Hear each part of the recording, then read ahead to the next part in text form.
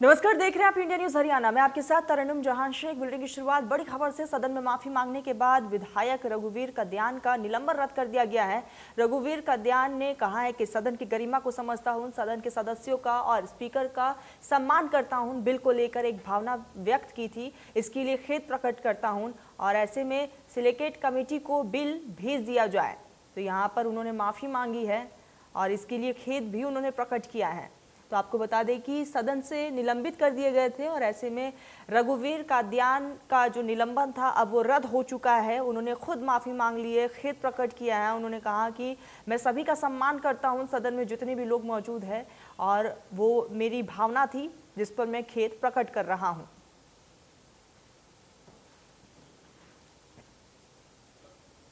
कहा था मैंने कल भी अपनी स्पीच शुरू होने से पहले ये कहा था कि प्रजातंत्र का मूल मंत्र है एक दूसरे के प्रति सम्मान, सदन के प्रति सम्मान, सदन के हर मेंबर के प्रति सम्मान, सदन के हर मेंबर के प्रति सम्मान, आपके प्रति सम्मान। मैंने कहा भी, मैंने रिपीट भी किया, मैं आपकी भावनाओं की कदर करता हूँ। इसमें स्पीकर सर, मैं ज़्यादा लंबी चौड़ी कोई बात नहीं कहूँगा, तो एक ही बात कहूँगा कि कोई मेरे अंदर उस बिल को एक भावना मैंने व्यक्त करी थी और उस भावना के मैंने तो यहाँ तक भी कहा था कि भाई इसको सेलेक्ट कमेटी को भेज दो। मैंने मेरा कोई इससे पहले कोई रिएक्शन किसी बात का नहीं। मैंने आपसे रिक्वेस्ट करी थी विद डिटेल्स कि इसको सेलेक्ट कमेटी को भेज दो, इसकी अर्जेंसी है या नहीं है। दूसरा इसमें मतलब तो उसमें फिर ये बात जब चली कि भाई ये जैसे ऑनरेबल मेंबर की तरफ से कोई और बात आई कि भाई ये जो विभाजन हुआ है क्यों हुआ, किस तरह से, फिर इन सीरीज एक बात आई तो सदन के नेता तो मैं सडनली जो है ना प्रोवोकेट हुआ और उसमें मैंने जो मैं समझता हूँ सदन की गरिमा को भी समझता हूँ। सदन की गरिमा कहाँ, मतलब कोई मेरी इंटेंशन नहीं सदन की, ना मेरा कोई वजूद, ना सदन की गरिमा के साथ मैं कोई खिलवाड़ कर सकता। सदन बहुत प्राइम है, सदन के आगे मैं नतमस्तक होता हूँ। सदन जो है वो 2.5 करोड़ लोगों की भावनाओं से जुड़ा हुआ सदन है, उनसे चुनकर यहाँ पर आया है। मैं इनकी कदर करता हूँ, आपकी कदर करता हूँ। अगर कोई उस एक्शन से मेरे से वो कोई हुआ तो आई फील रिग्रेट।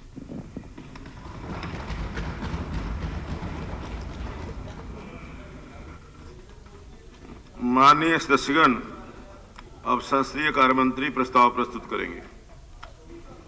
अध्यक्ष महोदय, मैं प्रस्ताव करता हूं कि डॉक्टर आर.एस. कादियान विधायक को दिनांक 4 मार्च 2022 की प्रथम बैठक में वर्तमान स्तर की शेष बैठकों के लिए उनके निलंबन करने का सदन द्वारा लिया गया निर्णय निरस्त किया जाए।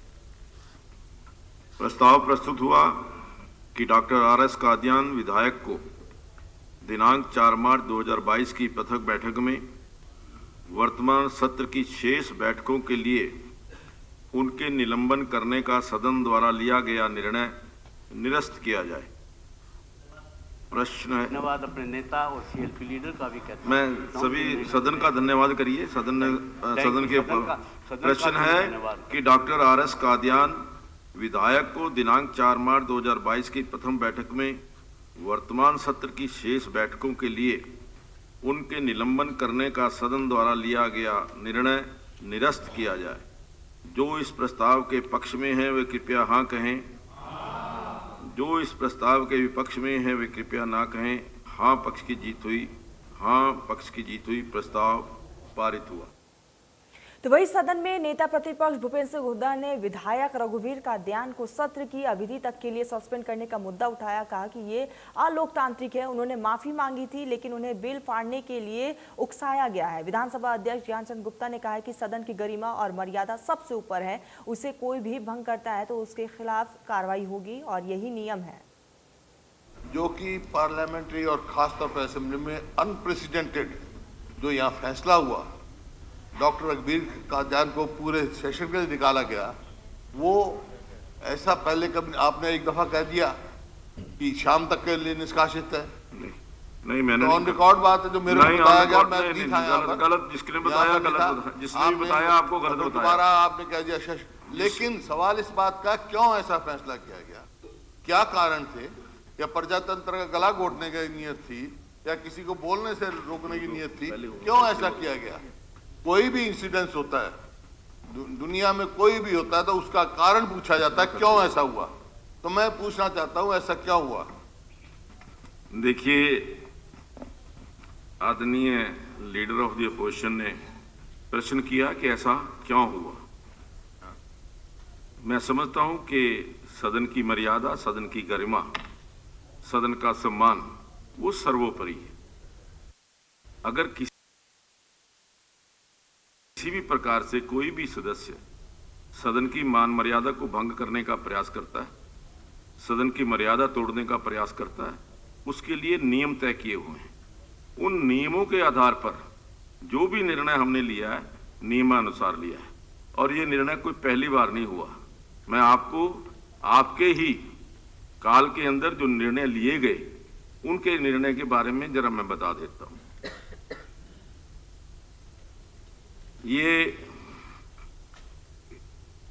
श्री कुलदीप शर्मा जी 25/2/2014 को as Shri Ashok Kashyap, Bishanlal, Bahadur Singh, Dharampal, Loharu, Dilbagh Singh, Gangaram, Harichand Midda, Jagdish Nair, Kaliram Patwari, Kishanlal Panwar, Kishanlal Mamu, Mohammad Aliyas, Narender Sangwan, Naseem Ahmed, Pradeep Chaudhary, Parminder Singh Dhull, Prithvi Singh, Phool Singh, Raghbir Singh ji, Rajbir Singh Barara, Rameshwar Dayal, Rampal Majra, Shrimati Saroj and Shri Charanjit Singh MLA have been suspended from the house, from the service of the house for the remaining sitting remainder of session on 25/2/2014 on motion moved in the house in order to ensure smooth conduct of the proceeding of the house.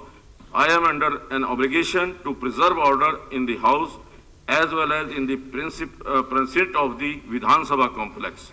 I have an apprehension that the above named MLA are likely to cause disorder in the precinct.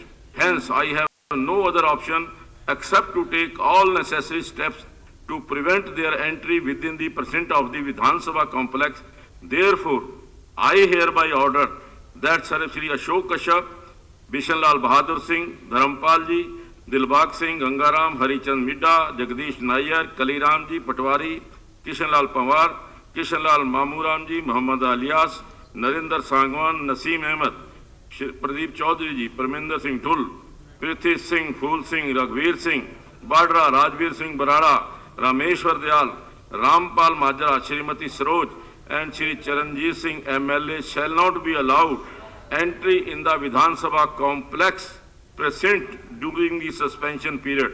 Security branch may be also take appropriate steps to ensure the compliance of the order and may keep liaison with the security personnel to ensure security in the precinct of the Haryana Vidhan Sabha Secretariat during this session.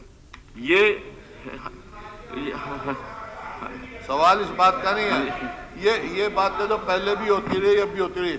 ये house का अधिकार है, किसी को भी अगर house की गरिमा का उल्लंघन करे या ऐसे बाधा डाले तो स्पीकर का अधिकार है, हाउस का अधिकार है। इस बात को कोई नई बात नहीं, इस बात को चैलेंज नहीं किया मैं। सवाल इस बात का है, क्या जिन लोगों ने उनको उत्तेजित किया ऐसे करने के लिए, उनको भी हाउस से निकाला गया? किसने उत्तेजित किया? देखिए अध्यक्ष महोदय, एक मिनट बात सुनिए। वाद विवाद में नहीं, आप मेरी बात सुनो। किसी ने अपनी सीमा का उल्लंघन नहीं किया। किसी ने भी, आप एक सेकंड सुनने की तैयार नहीं हो।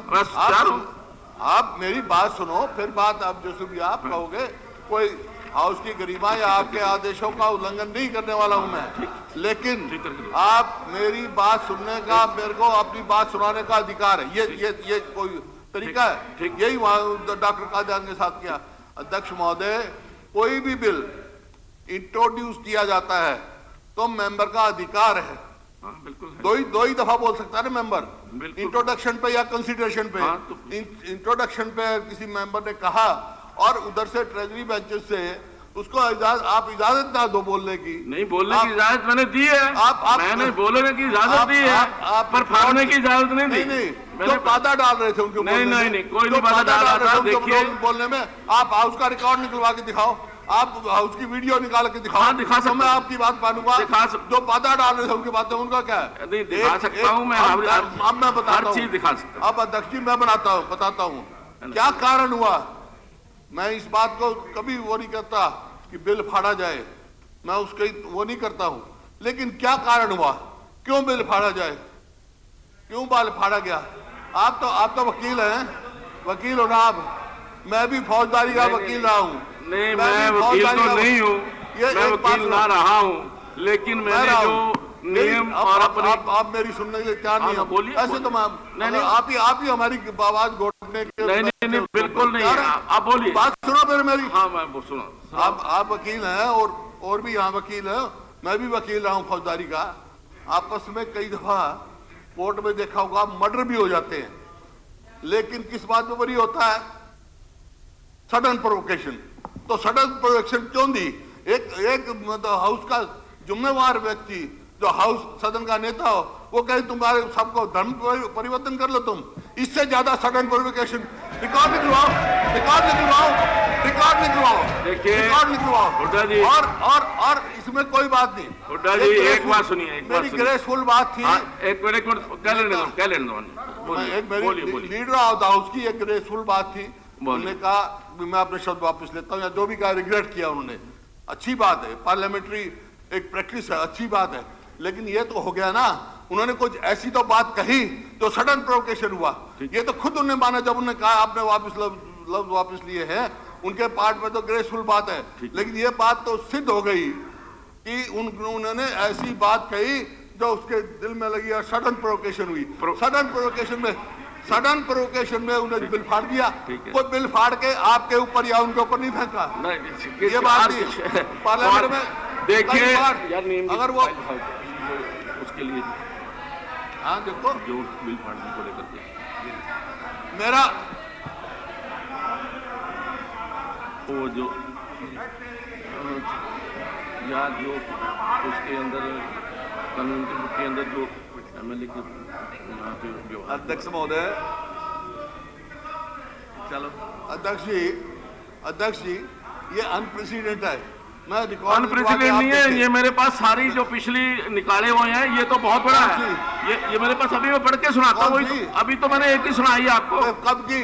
ये जब आपके समय की, आपके समय की। इसका मतलब चट्टा साहब के अगर ये में ऐसा कोई नहीं हुआ है। देखिए, आपके चट्टा साहब आपके थे, बाधा डाली है वो करें। अब आप मैं बोल रहा हूँ, आप मेरे को निकालने लग जाओ, निकाल दो। नहीं, ऐसे नहीं। फिर क्यों नहीं आप बात? ऐसे नहीं है। जब तक ये अध्यक्ष महोदय, आपने बार बार मेरे को नेता प्रतिपक्ष मेरे को इस बात का जवाब ऐसा कर दिया, तो बाद में वो कह सकते थे उत्तेजना में गलती से हमें खेद व्यक्त करता हूं। मैं बोल रहा हूँ, आप बोल रहे हैं, बीच में खड़ा हो गया। आदत पर खेद व्यक्त नहीं किया, जिम्मेवार आदमी में बोल रहा हूँ, कोई खेद व्यक्त नहीं किया। अध्यक्ष जी, आपकी इजाजत से मैं बोल रहा हूँ। मंत्री जी, आप इजाजत लेके खड़े हो या वैसे ही खड़े हो जाओगे? कुछ तो गरिमा रखो। दूसरे की तो गरिमा के लिए बाहर निकाल देते हो और अपनी गरिमा कहाँ रखते हो आप? आपकी मैं बोल रहा हूँ उनकी इजाजत से, अध्यक्ष महोदय की इजाजत से बोल रहा हूँ। आप हुड्डा साहब को बोल लेने दो, तसल्ली से बोल लेने दो। आप तसल्ली करिए, बोलिए। मैं आपको सारे आपके किए हुए कार्य वो सब दिखाऊंगा, वो आपको शीशा दिखाऊंगा, मैं आपको आईना दिखाऊंगा। चलिए, तो खबरों का सिलसिला जारी रहेगा, लेकिन इसी बीच नजर डाल लेते इस वक्त की सुर्खियों पर। प्रेजेंटेड बाय 90 वर्षों से महिलाओं की नंबर 1 आयुर्वेदिक औषधि वेटॉनिक हेम पुष्पा। कांग्रेस विधायक रघुवीर कादियान का निलंबन रद्द, सदन में मांगी माफी। सदन की गरिमा को समझता हूं, बिल को लेकर भावना व्यक्त की, इसके लिए खेद प्रकट करता हूं। सत्र के चौथे दिन विधायक आफ्ताब अहमद ने उठाया खारे पानी का मुद्दा, कृषि मंत्री जेपी दलाल का जवाब। साथ ही नलकूप लगाने की परियोजना की जा रही है तैयार, 3 महकमों को दी जाएगी जिम्मेदारी। विधायक वरुण चौधरी ने छात्रों को टैबलेट उपलब्ध करवाने का मुद्दा उठाया। शिक्षा मंत्री कौलपाल गुर्जर का जवाब, 5 लाख से ज्यादा छात्रों को निःशुल्क इंटरनेट डेटा सहित टैबलेट उपलब्ध कराए जाएंगे।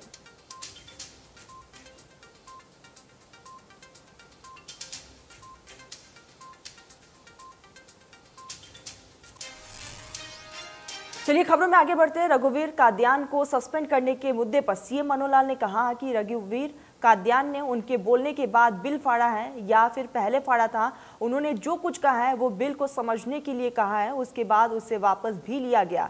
वही नेता प्रतिपक्ष भूपेंद्र सिंह हुड्डा ने कहा है कि हाउस की कार्रवाई निकलवाए आए और ऐसे में सीएम ने यहाँ पर बोलने से पहले रघुवीर ने पहले बिल फाड़ा तो वही रघुवीर कादियान ने सदन में खेद प्रकट की है।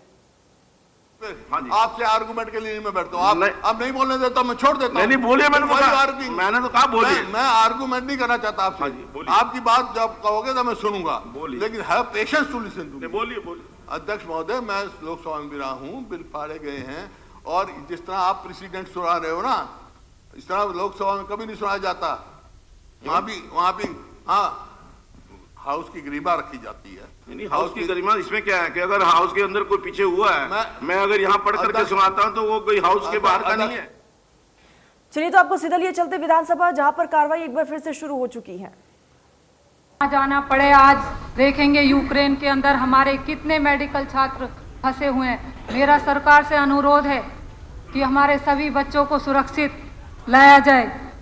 अध्यक्ष जी, आज बेरोजगारी की बात करें, बेरोजगारी में हरियाणा नंबर 1 पर है। अध्यक्ष जी, आज हमारे बच्चे पढ़ लिख करके सड़कों पे घूम रहे, उनके पास रोजगार नहीं है। और नशे का सबसे बड़ा कारण एक ये भी है कि बच्चों के पास नौकरियां नहीं है। हमारी आज बेटियां बहुएं पढ़ लिख कर घर में बैठी हैं, तो मेरा सरकार से अनुरोध है कि इस तरफ भी ध्यान दिया जाए और बच्चों को नौकरियां दी जाए। अध्यक्ष जी, सरकार की जो सगुन योजना शुरू की गई है, बेटियों की शादियों में ये जो राशि दी जाती है, मेरा सरकार से अनुरोध है कि ये समय पे मिलनी चाहिए। शादी हो जाती है, उसके बाद भी साल साल तक ये केस पेंडिंग पड़े रहते हैं और इससे भ्रष्टाचार को बहुत बढ़ावा मिलता है। आज महंगाई से जनता त्रस्त है, आप सभी लोग जानते हैं। आए दिन महंगाई बढ़ती जा रही है, डीजल पेट्रोल के रेट बहुत बढ़ चुके हैं। आप देखेंगे पिछले दिनों भी गैस के 100 कुछ रुपए बढ़ा दिए गए हैं। अध्यक्ष जी, आज लोगों को घर चलाना महंगा हो गया, मुश्किल हो गया है। मैं पूछना चाहती हूँ, इस महंगाई को कैसे और कब कंट्रोल किया जाएगा? अगर हालात यही रहे तो देश के और प्रदेश के हालात खराब हो जाएंगे।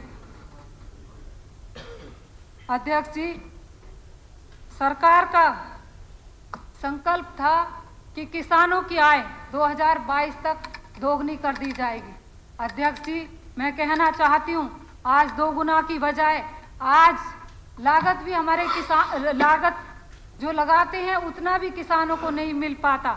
आप देखेंगे कभी बारिश कभी ओला की वजह से फसलें खराब हो जाती हैं। मेरा सरकार से अनुरोध है कि हमारे किसानों की तरफ ध्यान दिया जाए, हमारे अन्नदाताओं की तरफ भी देखा जाए। और अभी सरकार ने कहा है कि हमने सभी मिलों की किसानों की पेमेंट कर दी। अध्यक्ष जी, मैं बार बार इस सदन के अंदर उठाती रही हूँ, हमारे नारायणगढ़ के अंदर भी एक शुगर मिल है, वहाँ आज भी हमारे किसानों की 92 करोड़ रुपया बकाया है। आए दिन हमारे यहाँ का किसान धरने पर होता है। मेरा कहना है, सरकार से अनुरोध है कि मुख्यमंत्री जी से भी मैं कहना चाहूँगी, हमारी इस मिल की समस्या को दूर किया जाए, किसानों की तरफ देखा जाए।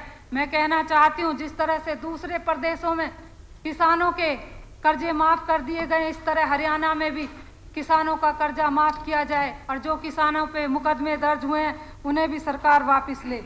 अध्यक्ष जी, कानून व्यवस्था का बहुत बुरा हाल हो चुका है। आज हमारी बहन बेटियां सुरक्षित नहीं है। अध्यक्ष जी, मैं बात करूं बुढ़ापा पेंशन की, जो ये फैमिली आईडी कार्ड बनाए जा रहे हैं, इसके द्वारा हमारे जो बुजुर्गों की पेंशन काटी जा रही है, मेरा सरकार से अनुरोध है कि ये ना काटी जाए। आप जानते ही हैं, ये बुजुर्गों का सम्मान है। और आप सभी लोगों ने मूवी देखी थी, वो बागबान मूवी देखी है, आप समझते हैं कि बुजुर्गों का क्या हाल होता है। इससे उनकी छोटी मोटी सुविधाएं जो अपनी जरूरतें पूरी हो जाती हैं। तो मेरा सरकार से अनुरोध है कि सभी बुजुर्गों को ये पेंशन, ये अधिकार मिलना चाहिए। आज सड़कों का बहुत बुरा हाल हो चुका है, पूरे हरियाणा में सड़कें टूटी हुई हैं। मैं कहना चाहती हूँ, मेरे हल्के की भी मैं बार बार मुद्दा उठाती हूँ, सड़कें टूटी हुई हैं। अध्यक्ष जी, मंडी बोर्ड की सड़कें धन्यवाद धन्यवाद उनकी रिपेयर तक नहीं होती है मंडी बोर्ड की सड़कों की। मेरा सरकार से अनुरोध है कि मंडी बोर्ड की सड़कों को भी पीडब्ल्यू द्वारा ही बनाया जाए। धन्यवाद। इसी के साथ आपका बहुत बहुत धन्यवाद। नमस्कार, जय हिंद। श्री संजय सिंह जी। आदरणीय स्पीकर सर, मैं आपका बहुत बहुत धन्यवाद करता हूं। आपने मुझे माननीय स्पीकर, अपने माननीय गवर्नर साहब के अभिभाषण पर बोलने का मौका दिया। मैं स्पीकर सर आपके माध्यम से मैं बताना चाहता हूं कि प्रदेश में ऐसी पहली सरकार चल रही है जिसमें हर आम आदमी अपनी भागीदारी महसूस करता है, क्योंकि बहुत सी ऐसी योजनाएं हमारे माननीय मुख्यमंत्री जी ने प्रदेश में लागू कर रखी हैं कि व्यक्ति अपने घर से ही सरकार की जो योजनाओं का लाभ एक पोर्टल या कहीं भी अप्लाई, जो ई गवर्नेंस के माध्यम से अप्लाई करने पर उसके घर पर बैठ कर के उसका अधिकार देने का जो काम कर रही है, ऐसी पहली सरकार हमारी है। चाहे रोड की बात हो, चाहे बुढ़ापा पेंशन की बात हो, ऐसी बहुत सी सेवाएं माननीय मुख्यमंत्री जी ने जो ऑनलाइन जो सेवा कर रखी है, आज हर व्यक्ति अपने घर से ही अपना हक उनको जो मिलने का जो काम हो रहा है। इसी के साथ साथ मैं बात करूंगा, आज प्रदेश का प्रति व्यक्ति बहुत खुश है, क्योंकि जब वो अपने घर से बाहर निकलता है, अगर वो देखता है कि मेरे घर की, पड़ोस की या गली की या गांव की या मेरे इलाके की कोई भी सड़क टूटी हुई है या कोई गांव का रास्ता टूटा हुआ है, वो पोर्टल पर जाकर के वो आज डाउनलोड करता है, तो उसकी सड़क जब बनती हुई उसका दिखाई देती है तो वो महसूस करता है कि ऐसे माननीय पहले मुख्यमंत्री हमारे हरियाणा के हैं जिन्होंने एक पोर्टल के माध्यम से भी आम आदमी की जो अपना उनकी जो शिकायत है उनको दूर करने का काम करते हैं। स्पीकर सर, सुशासन के माध्यम से कोई भी क्षेत्र ऐसा नहीं बचा है जहां प्रदेश सरकार ने सुशासन की पहल ना की हो। आज प्रदेश में ई गवर्नेंस की पूरी तरह जो लागू किया हुआ है, जिसमें आम आदमी को किसी प्रकार की कठिनाई नहीं होती और उसको घर बैठे उसका हक जो मिलने का काम होता है। मैं धन्यवाद करता हूं स्पीकर सर। प्रदेश में 135 दिशा केंद्र तथा 8,467 अटल सेवा केंद्रों के माध्यम से 543 ई सेवाएं जो उपलब्ध कराई गई हैं, जो ऑनलाइन अपने घर पर बैठ कर के हमको जो सुविधा उपलब्ध की हुई है। अब तक 10,256 साझा सेवा केंद्र स्थापित किए गए हैं, जिनमें 8,467 सेवा केंद्रों पर से जो सेवाएं दी जा रही हैं। मैं समझता हूं ऐसा पहली बार प्रदेश में हो रहा है। मैं माननीय विपक्ष के साथी में अभी जो मेरे से पहले बोल रहे थे कि उन्होंने कहा कि बागवान मूवी, वो मूवी का उदाहरण देते हैं। उन्होंने समाज में जाकर के, मैं कहता हूं जो सरकार की अच्छी नीतियां हैं उनका प्रचार प्रसार करना चाहिए, जिससे आम आदमी को उनका फायदा मिल सके। जो विपक्ष की भूमिका वो सिर्फ विरोध के माध्यम से वो अपनी भूमिका जताते हैं। आज उन पर किसी प्रकार का कोई ऐसा काम नहीं है, किसी प्रकार का कोई सरकार के ऊपर ऐसा आरोप नहीं है जिसको किसी प्रकार से कर सकते हो। माननीय स्पीकर सर, मैं पहली बार सदन में चुन करके आया हूँ, लेकिन पिछले लगातार 20 सालों से मैं सदन की कार्रवाई मैंने देखी है। लेकिन जो आज आपके माध्यम से जो एक इतिहास लिखने का काम किया, आज से पहले जब किसी भी विपक्ष के साथी को जब सदन से बाहर किया जाता था, मैंने वो हाल भी देखे हैं जब बहुत बुरी बेइज्जती करके हमारे बिशन सिंह सैनी जी भाई बता रहे थे कि भाई मेरे साथ भी अभी कभी ऐसा हुआ था, या हमारे साथी हमारे माननीय होम मिनिस्टर जी ने बताया कि किस प्रकार विपक्ष बाहर फेंका करता था। लेकिन आज पहली बार इतिहास इस सदन के माध्यम से जो लिखने का काम किया, हमारे जो साथी को जो वापसी बड़ी इज्जत के साथ जब उन्होंने अपने गिल्टी फील की तो उनको वापस उनको बहाल किया गया। ये इतिहास लिखने का काम और विपक्ष को बहुत सीखने की आवश्यकता है। स्पीकर सर, मैं आपके माध्यम से, सदन के माध्यम से माननीय मुख्यमंत्री जी का धन्यवाद करता हूं कि कोविड जैसी वैश्विक बीमारी में जो हमारे हर व्यक्ति का ध्यान रखा और फ्री में माननीय प्रधानमंत्री जी ने जो कोविड का जो वैक्सीन देने का काम किया। मैं स्पीकर सर आपके माध्यम से कुछ मेरे क्षेत्र की मांगे हैं, जिनमें जो सोहना से जो तावड़ू जाते हैं तो उसमें तावड़ू एक घाटी पड़ती है जिसमें सिर्फ आने जाने का रास्ता है। स्पीकर सर, आए दिन 6-7 घंटे का उस पर जाम लगता है, कृपया उसको जल्दी बनवाया जाए।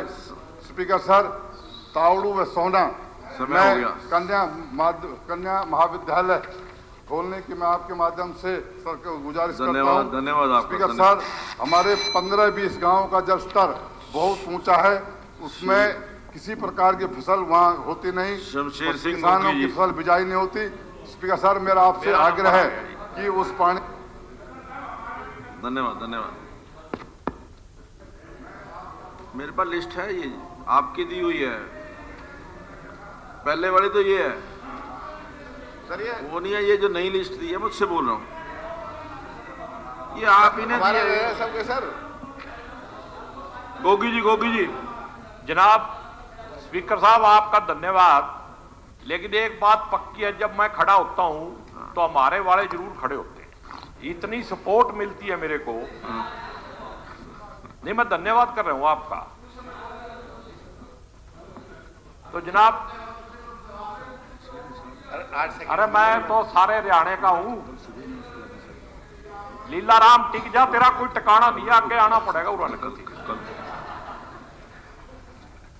जनाब, गवर्नर साहब के अभिभाषण पे बोलने के लिए आपने मुझे कहा है, तो मैंने गवर्नर साहब का अभिभाषण पढ़ने की कोशिश करी और पहले 2 ही पेज पढ़े तो मेरे को लगा अभी आगे जाने की जरूरत ही नहीं है। आगे तो 2 और 2 4, 2 2 5, 2 2 3 ऐसे ही चलना है साहब। बाकी मैंने डांडा साहब की स्पीच सुन ली थी, सौदा ही कुछ नहीं था। मैंने कहा अभी पढ़ने की ज्यादा तकलीफ करने की जरूरत नहीं। 2-3 बातों पे मेरा सुझाव है, आपके माध्यम से सारे हरियाणा की जनता भी सुन रही है और भी लोग सुन रहे होंगे। उसमें लिखा है कि अमृत महोत्सव मनाया जा रहा है। मेरे को यही नहीं पता लगा कि इतना शोर मचता है, इतना सोशल मीडिया पे एक स्पेशल सोच के लोग ये कहते हैं कि देश तो 2014 में आजाद होया, तो अमृत महोत्सव कैसे मनाया जा रहा है? कौन से शहीदों को याद कर रहे हो आप? ये डबल स्टैंडर्ड नहीं होना चाहिए। सुझाव है मेरा, मानना हो मानियो, ना मानना हो तो अपना चल रहा काम। तो दूसरी बात यह है जनाब, तू अभी मैं तो मरया नहीं, मेरे को तो करना नहीं। अरे फिर अब तू बैठ जा यार। तू बैठ जा, तू शाम को मेरे पास आइए, चाय के साथ तेरे को बताऊंगा। अरे जिन शहीदों को तुम याद करते हो उनमें विश्वास तो रखो जनाब।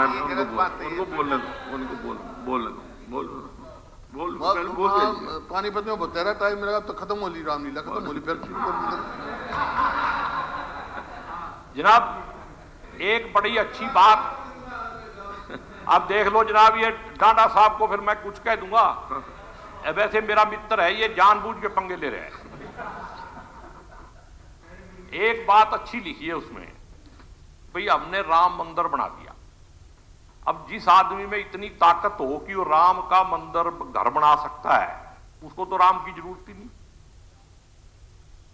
लेकिन मेरा ऐसा मानना है कि मंदिर बनाने से राम की इज्जत नहीं बढ़ेगी, उसमें आस्था नहीं बढ़ेगी। राम के जो आदर्श हैं उनको अपने जीवन में डालने से ही राम को हम अपने अंदर पा सकेंगे। तो ऐसा भी कुछ ना कुछ अनुभव करना चाहिए। जो जिन्होंने ये लिखवाया है ना, मैं उनकी तरफ मेरा कहने का मतलब है, मैं तो मानता हूं। अरे तूने लिखा थोड़ी है यार, तेरा कहां हाथ है उसमें? इसने लिखा है जी। अरे तूने कहां लिखा है? तूने तो पढ़ा है बस झूठ का पलिंदा। अब जनाब मेरी बात सुन लो जनाब, मैं ये टाइम अगर, अरे राम पे ही तो बात कर रहा हूं, कोई खिलाफ बात कर रहा हूं। मैं कह रहा हूं राम के आदर्श पालो आप। राम के आदर्श लेने में दिक्कत होगी है इनको। जनाब दिक्कत क्या है? राम के हक में बोल रहा हूं सर। इस बहस में भगवान राम को, स्पीकर सर, अरे भाई मैं राम के खिलाफ भगवान राम को ना बीच में डाला। भाई आपको राम को अच्छा लगता तो नहीं लगता तो क्या करेंगे? बड़ी अच्छी बात। अब मेरे को जनाब मेरे को यकीन हो गया कि जो मैंने सलाह दी है उससे इतनी तकलीफ इसलिए हुई है कि ये राम के आदर्शों में विश्वास नहीं करते। अरे हम भी मानने वाले कह रहे हैं। अरे भाई बैठ जा यार। अरे हम तो बापे नानक के हैं, बता के करेगा। हो गया जनाब, इनको ना दोनों को इकट्ठे इनकी सीट बदलो।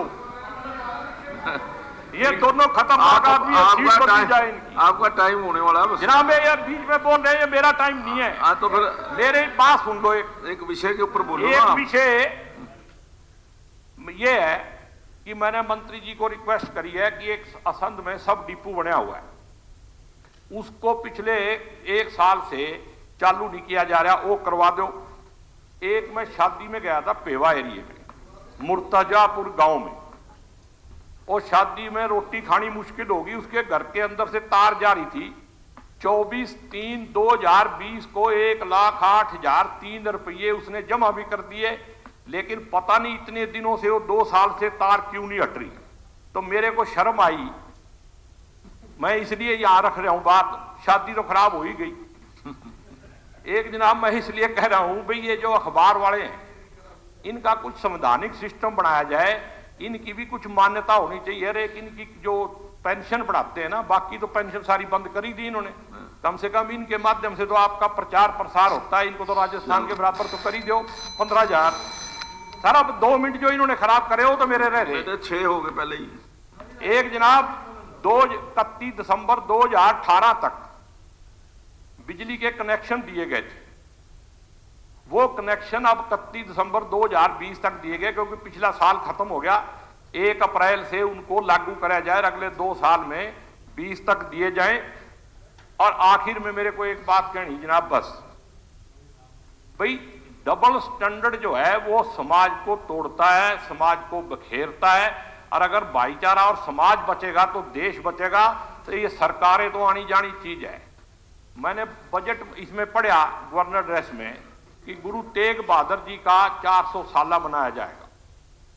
उसके बाद कह रहे जी गुरु गोविंद सिंह जी के बच्चों के ऊपर वीर बाल दिवस मनाया जाएगा। वो तो पहले से ही मनाया जा रहा है।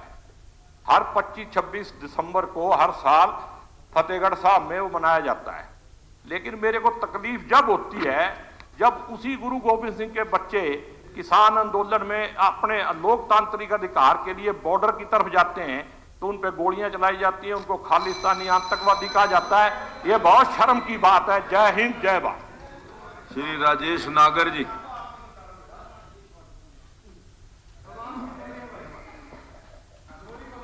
आपका धन्यवाद जो आपने मुझे माननीय राज्यपाल जी के अभिभाषण पर बोलने का मौका दिया।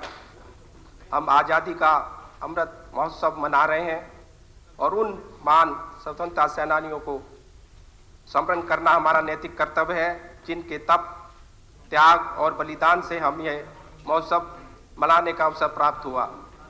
सुशासन की बात करें तो हमारे ग्रंथों में शासक का प्रथम कर्तव्य प्रजा की को सुखी करना माना गया है। सुशासन के अभियान में कोई भी विभाग अथवा क्षेत्र ऐसा नहीं बचा जिसमें सुशासन की पहल ना की गई हो। मैक्सिमम गवर्नेंस, मिनिमम गवर्नमेंट को सुनिश्चित करने के लिए कृषि, उद्योग, स्वास्थ्य, शिक्षा, सामाजिक सुरक्षा आदि हर क्षेत्र में ई गवर्नेंस की नई नई पहल की गई है। ई गवर्नेंस का ये अभियान अब परिवार पहचान पत्र तक पहुंच चुका है। एकमात्र दस्तावेज से लोगों को सभी सरकारी सेवाओं और योजनाओं का लाभ घर बैठे मिलेगा और उन्हें दफ्तरों के चक्कर भी नहीं काटने पड़ेंगे। अंत्योदय की बात करें तो गरीब, कमजोर वर्ग की मदद करना हर कल्याणकारी सरकार का संवैधानिक दायित्व और नैतिक कर्तव्य होता है। पंक्ति में खड़े अंतिम व्यक्ति को सब सुविधाएं मिले, इसके लिए वह कई लाभकारी योजनाएं बनाई गई हैं। मुख्यमंत्री अंत्योदय परिवार उत्थान योजना, मुख्यमंत्री परिवार समृद्धि योजना, प्रधान जन आरोग्य योजना, आयुष्मान भारत योजना, सभी कोरोना मरीजों का इलाज भी टीकाकरण मुफ्त किया जा रहा है। अनुसूचित जातियों एवं पिछड़े वर्ग के कल्याण के लिए हमारी सरकार सामाजिक, आर्थिक और शैक्षिक उत्थान के लिए प्रयासरत है। उनको मकान की मरम्मत के लिए अनुदान राशि 50,000 से बढ़ाकर 80,000 कर दी गई है। मुख्यमंत्री विवाह शगुन योजना की राशि को 51,000 से बढ़ाकर 71,000 कर दिया गया है। श्रमिक कल्याण योजनाओं के तहत 2 लाख से ज्यादा श्रमिकों को 154 करोड़ के लाभ प्रदान किए गए हैं। हरियाणा का किसान और जवान देश की शान है। वीर गति प्राप्त हुए वाले सैनिक और परिवारों को दी जाने वाली एक्सेस ग्रांट 20 लाख से बढ़ाकर 50 लाख कर दी गई है। कृषि किसान कल्याण एवं खाद्य आपूर्ति की बात करें तो हमारी सरकार का मानना है कि यदि किसान समृद्ध होगा तभी प्रदेश में समृद्धि और खुशहाली आएगी। उसी के तहत हमने एमएसपी पर खरीद 27,000 करोड़ का भुगतान किया है। प्रकृति आपदा से खराब फसलों पर मुआवजे के लिए 12,000 से बढ़ाकर 15,000 कर दिया गया है। एमएसपी पर 14 फसलों की खरीद करने वाला हरियाणा देश का एकमात्र राज्य है। शिक्षा, तकनीकी शिक्षा के तहत हमारी सरकार ने युवाओं के लिए नई शिक्षा नीति लागू की है। रोजगार के लिए हमारी सरकार ने 83,000 से ज्यादा अधिक युवाओं को पक्की सरकारी नौकरियां दी हैं। अब हमारी विधानसभा में जो कई काम जो है उसके लिए हमारी विधानसभा कई गांवों की जमीन रोड के लिए एक्वायर की गई है।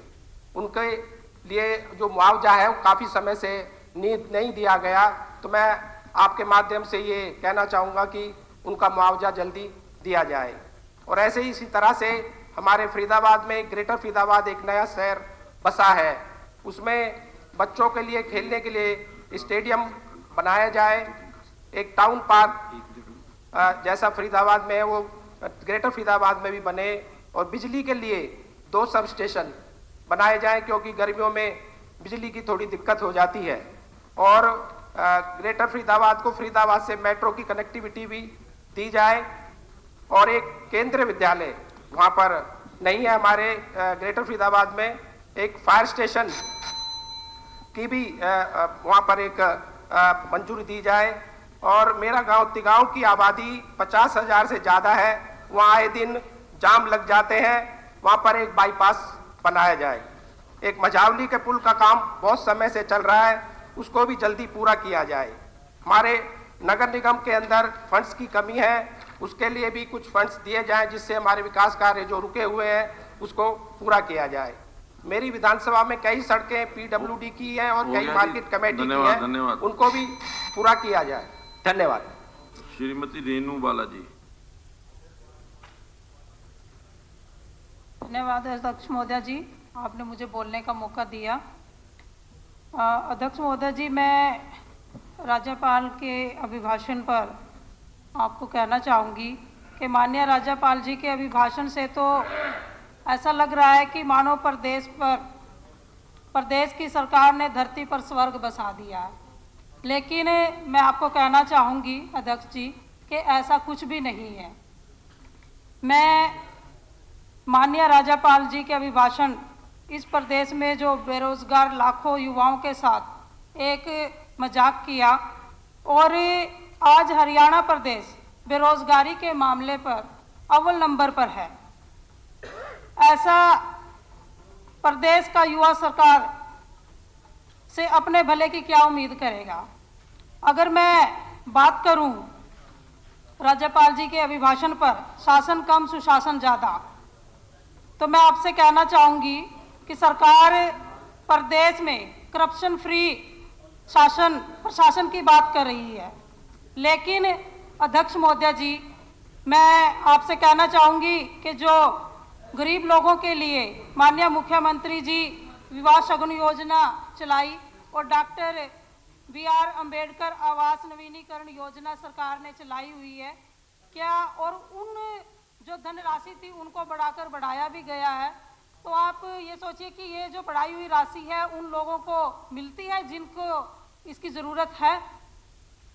जब ये लोग अपनी फाइलों को ऑनलाइन कराते हैं तो इनकी फाइलों को रिजेक्ट किया जाता है, और जो दफ्तर में अधिकारी बैठे हैं और उन अधिकारियों के एजेंट हैं कमीशन के लिए, वो उनकी कमीशन तय हो जाती है और वो उस फाइल को 100% करके फिर उन फाइलों को उन लोगों को दिया जाता है, गरीबों को। लेकिन जब तक उनकी कमीशन ना मिले वो उनको चक्कर पे चक्कर लगवाते हैं और उन गरीब लोगों को जो फ़ायदा मिलना चाहिए वो नहीं मिल पाता। तो एक तो मेरी आपसे निवेदन है कि इस करप्शन को ख़त्म किया जाए और जो गरीब लोग हैं उनको उनकी धनराशि टाइम पे मिली जाए, चाहे वो विवाह शगुन योजना हो, चाहे वो BR अम्बेडकर नवीन योजना हो। और मैं आपसे बात करूं अपने हलके की, चाहे वो मेरे हलके की सारी सड़कें हैं, वो सड़क कहते हैं कि सड़कों में गड्ढे नहीं, बल्कि मेरे हलके में गड्ढों में सड़कों वाला हाल हो गया, गोहर से भी बदतर वहाँ के हालात हो गए हैं। तो मेरे हलके में जो सड़कें हैं उनको ठीक कराया जाए, नए तौर से बनाया जाए। और अगर मैं बात करूं अपने हलके में ओवरलोडिंग वाहन की और अवैध खनन की, ये पूरे हरियाणा की समस्या है वैसे तो, लेकिन मैं अपने हलका सढौरा की बात करूंगी जिसमें काफ़ी लोग बहुत ज़्यादा परेशान हैं और ओवरलोड वाहन होने की वजह से जो मेरे घाट क्षेत्र के लोग हैं उनको बहुत ज़्यादा समस्याएं आ रही है। और जो अवैध खनन की अगर मैं बात करूं, वहाँ पर गांव है मद्दीपुर, गाडवली, नगली, रणजीतपुर, कठगढ़, पम्मूवाला, इसके साथ साथ जैतपुर, और जो खनन डिपार्टमेंट के अधिकारी हैं उनकी मिली भगत से वहाँ पर अवैध खनन चल रहा है, और जिससे वहाँ के लोग परेशान होकर मेरे पास आए भी हैं, उन्होंने कंप्लेंट भी दी है। और वहाँ पे ये खनन माफिया है जो उनको रोका जाए और अवैध जो लोडिंग वाहन वहाँ पे चलते हैं उनको भी वहाँ से रोका जाए। और मैं बात करूँगी बेरोजगारी की कि सरकार कहती है कि हम बेरोजगारों को, मंत्री जी मैं पहले अपना व्यक्त कर लूँगा, नहीं तो फिर अध्यक्ष जी कहेंगे कि टाइम समाप्त हो गया है। तो मैं कहूँगी कि बेरोजगारी की अगर देखने में आए कि बेरोजगारी इतनी ज़्यादा बढ़ गई है कि हमारे पढ़े लिखे युवा वो बेरोजगार घूम रहे हैं। अगर मैं बात करूँ, ये हमारे आर्ट एंड क्राफ्ट के जो टीचर्स थे वो अभी ज्ञापन दे के गए थे, हमें उनको निकाला गया है। और एक तो मैं मांग करती हूँ आपसे कि कुरुक्षेत्र यूनिवर्सिटी द्वारा किए गए 2 साल के आर्ट एंड क्राफ्ट का डिप्लोमा ITI के सर्टिफिकेट के बराबर किया जाए ताकि हजारों युवाओं का भविष्य सुरक्षित हो। और जो इस 613 अध्यापक इस इंतजार में है सर, जिन्होंने परीक्षा भी पास कर ली और उनकी नियुक्ति नहीं हुई। और सर मैं एक और कहना चाहूंगी कि जो विकास कार्यों के लिए CM साहब ने 5-5 करोड़ दिया था, वो जो पैसा आया हम सभी विधायकों के पास वो पैसा अभी तक नहीं लगा, और जो बाकी बकाया पैसा बचा हुआ है उसको भी रिलीज किया जाए ताकि प्रदेश में और हमारे जो हल्का है उसमें विकास कार्य करवाया जाए। धन्यवाद। अध्यक्ष जी, मैं एक आपके माध्यम से कहना चाहता हूँ, सारे विधायक साथी हैं, कोई वैध हो रहा वो भी अवैध हो रहा है। एक क्षेत्रफल है उसमें 10 गांव हैं, पूर्व की सरकार में रहा है भाई 100 हेक्टेयर है या 50 हेक्टेयर, उसमें खनन होता है। उससे 10 गांव भी हैं, 5 गांव भी है, 4 गांव भी है, उसकी सीमा है। इस इलाके में खनन होगा, किसान दे उसकी मर्जी, नहीं दे तो नदी और उसमें होगा। मेरी विधायकों से विनती है, पहले तो देख लिया जाए वो एरिया खनन का है नहीं है। जो आदमी रॉयल्टी देता है वो भी अवैध खनन है, जो सही कर रहा है ये भी अवैध खनन है। सही क्या है? मेरा विधायक महोदयों से मैं किसी पर आरोप नहीं लगा रहा, जो जायज है। यमुनानगर जहाँ से बात करें 168 करोड़ रुपया रेवेन्यू हमारे पास आता है, 168 करोड़ साल का। और मेरा ये कहना है कि आपने जो सड़क है टूटने, सड़क भी बढ़िया बनवाओ, इंडस्ट्री भी चलती है, इंडस्ट्री के काम है, पार्ट है, केल है, रोड़ी बजरी अवैध खनन है। बहुत से सारे ऐसे मामले जो इंडस्ट्री से जुड़े हुए हैं, बड़े बड़े टर्नर जाते हैं वो भी इससे जुड़े हैं। मेरा एक है बढ़िया सड़क होनी चाहिए, पर सारा रोड़ी बजरी भी ना टेक दें, अपने अपने सड़कें बढ़िया बननी चाहिए। पर ये थोड़ी रोड़ी बजरी है वही अवैध खनन हो गया, उसी सड़क टूट गई। इसको थोड़ा मर्यादा में रखें, मेरी आपसे विनती है। एक मिनट मंत्री जी, एक मिनट सुनो जी, सुनो। एक मिनट हो गया आपका, हो गया, आप बोलिए। एक मिनट मंत्री जी, मेरा निवेदन है, अगर कोई पर्टिकुलर आपको लिख करके देता है तो उसकी थोड़ी सी जांच जरूर करा लें। मैं बिल्कुल कराऊंगा। हाँ जी, हाँ। आज 1 मिनट हो गया। सुभाष जी गांगुली।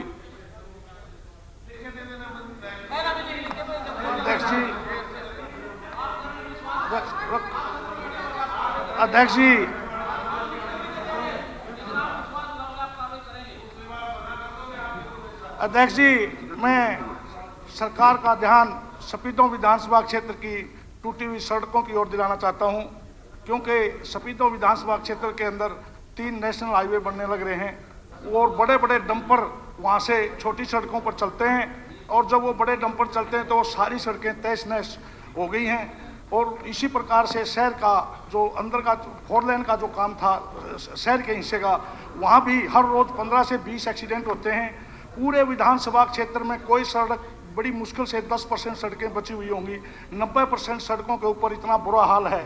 और एक और बात बड़ी उससे सामने आई, मैंने इस 28 तारीख को प्रतीकात्मक रूप से उन गड्ढों के अंदर कमल के फूल उगाने का काम किया था, और इससे एक बहुत बड़ी समस्या जो आगे सामने मुझे लगती है कि आगे समस्या आएगी, क्योंकि जैसे ही मैंने ये काम किया और मीडिया के थ्रू लोगों के पास पहुंचा, जिन गाँव की सड़कें टूटी हुई थी और वहाँ मैं नहीं जा पाया था, वहाँ के लोगों ने नर्सरियों में कमल के फूलों की बुकिंग शुरू कर दी, और वो उनके मेरे पास भी फ़ोन आते हैं कि विधायक जी आप भी हमारी सड़क के ऊपर आओ, वहाँ भी कमल के फूल उगाएंगे।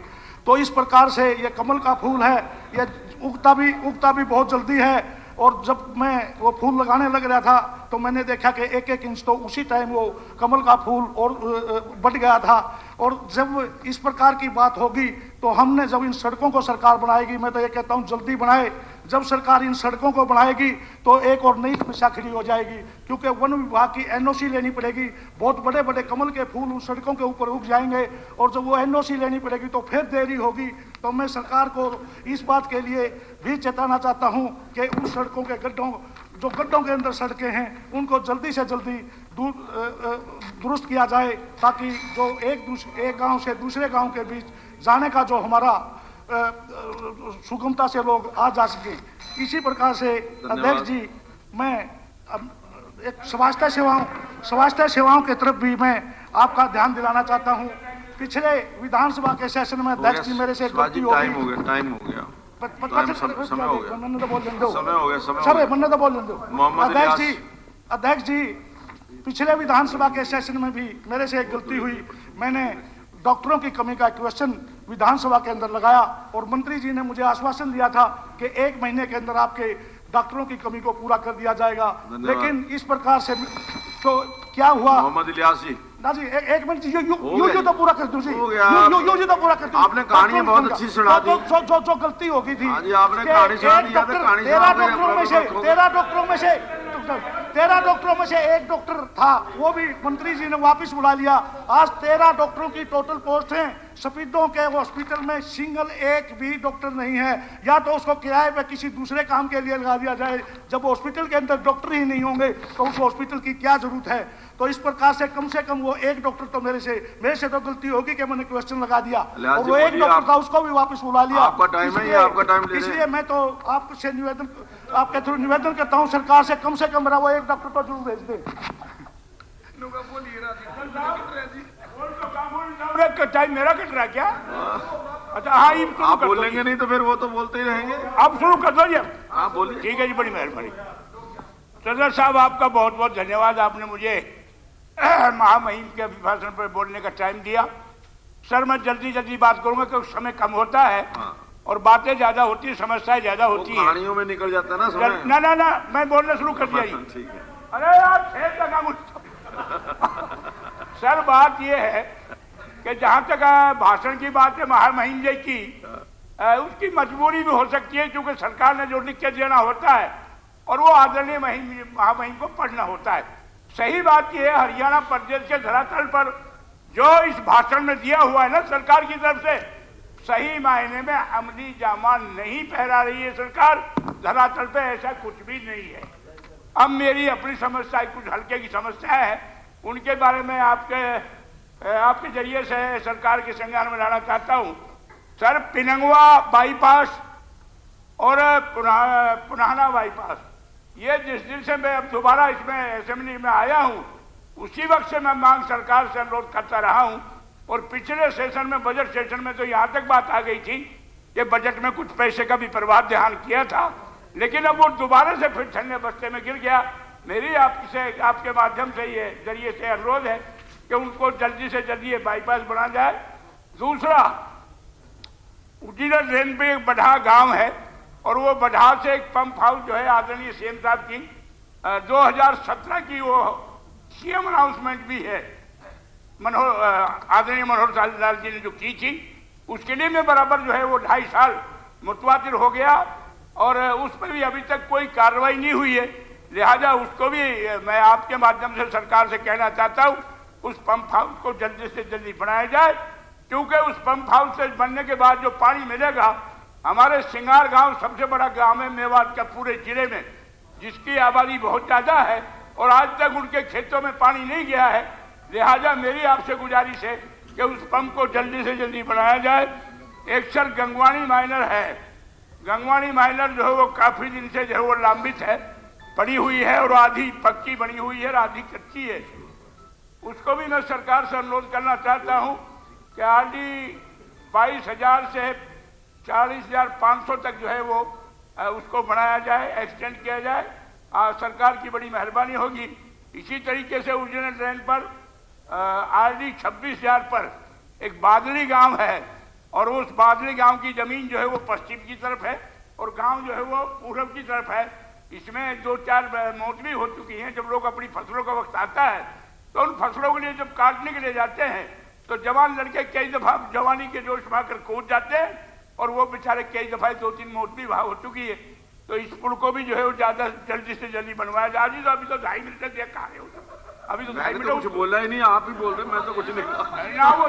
मैंने तो टाइम देख रहा हूँ, मैं टाइम देखा, मैंने तो कुछ बोला नहीं। मैंने तो कुछ नहीं कहा, मैं टाइम देखा। राजस्थान लिंक पर आरडी 21,616 पर एक ब्रिज के लिए मैंने जो काफी दिन से ये चल रहा था प्रोसेस में, तो उसको भी जल्द से जल्द बनवाया जाए, क्योंकि कुतक पर जो है पश्चिम की तरफ बसा हुआ है और चांदन की जो है नीचे की तरफ बसा हुआ है और कुतकपुर वालों के खेत जो है उधर है पूरब की तरफ, तो उसमें भी जो है किसानों को आसानी हो जाएगी। आपकी बड़ी मेहरबानी होगी। अब सर एक मैं सामूहिक मांग आपसे करने वाला चाहता हूँ, जो हमारी सबकी है, आफ्ताब जी की भी है, मामन जी की भी है और मेरी भी है।